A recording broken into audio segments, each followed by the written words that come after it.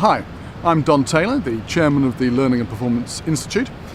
I'm looking forward to the CLC conference in November. I'll be talking about the future of learning and development. Where are we going? What part does technology play? How can we avoid the training ghetto? I think we're at a crossroads at the moment, and we have to decide how we adapt to the future. Are we going fast enough? Are we going too fast? And what will happen if we don't change? Find out at the conference, and if you'd like to know a little bit more, tune into this video and you can hear me chatting about what I think the future of learning is and where our key challenges lie.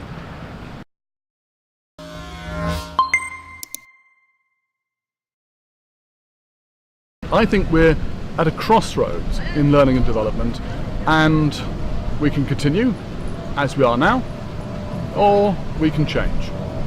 If we change, there's great opportunity for us.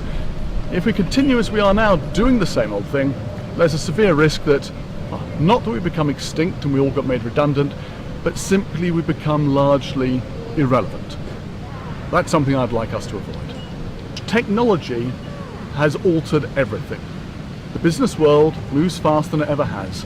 We can no longer provide the services we used to when I started in this business back in the mid-80s in classroom training. And our models today, whether it's e-learning or classroom training based, tend to follow the same approach. Let's establish a course, put it out there, get people to do it, and let's have them learn just in case. That just in case capability building for individuals works fine at a certain level of speed of business, but it doesn't match generally what business needs today for most of its requirements. Instead, we have to move fast. We have to supply, at the very least, performance support. That's just-in-time learning, helping people do their jobs better when they need it in the moment.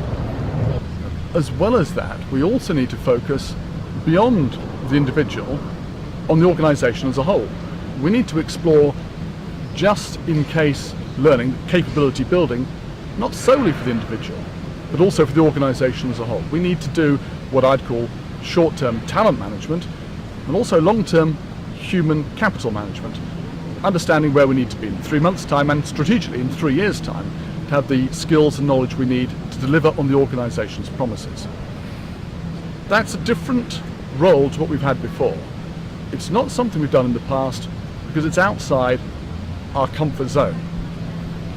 So I think as well as changing our focus and getting beyond where we are now in terms of focusing on the individual, we also have to look at the organisational performance and in particular organisational capability. Now, it's not something we in L&D control ourselves entirely.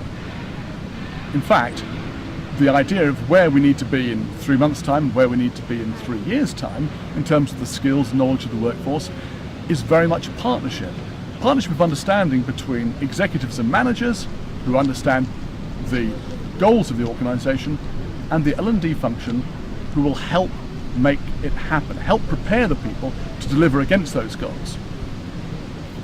That's something which traditionally in L&D we find very difficult to achieve. We find it uncomfortable to get out of where we're in sole control, the classroom or the e-learning production suite, and go and have business-led conversations with the rest of the business.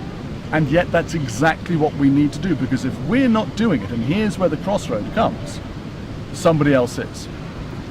Things are too important these days. Skills are too much in demand by executives for us to simply sit back and run it according to our old schedule of monthly, yearly course production. We have to be responding faster and in collaboration with the rest of the business. That means that we need to shift our skill set, be far more part of the business.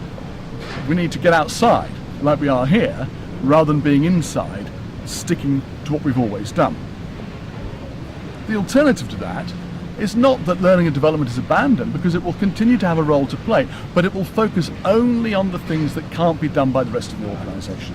The rest of the organisation will pick up on the skills building by community management, the sharing of information rapidly across the skills force, using mobile learning, using wikis, using the tools that people have grown up with and are now familiar with. And the learning and development department will be confined to what it's always done, providing courses, probably on a reducing level of interest and breadth, ultimately confined, I believe, to compliance.